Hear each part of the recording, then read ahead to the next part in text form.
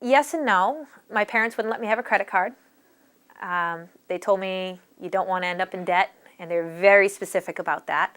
So in that sense, I didn't. I did have work study, so I did work in the cafeteria, and I would balance that with playing 2 varsity sports, which were all year. You know, soccer ended, lacrosse started, and I was also working in the cafeteria.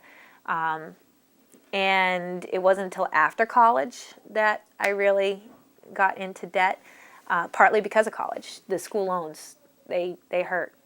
You know, you got to be aware of what you're getting into and what you're paying and how much you'll owe, how you plan on paying that off. And then the real big place that I ran into problems was when I started graduate school.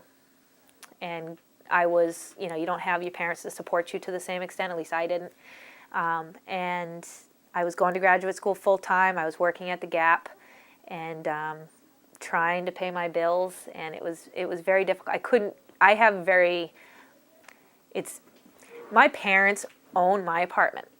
I pay my parents' mortgage, so I pay rent, but they don't make any money off of me. So I have really cheap rent, and even with that really cheap rent and no credit card debt, working at the Gap wasn't cutting it at all.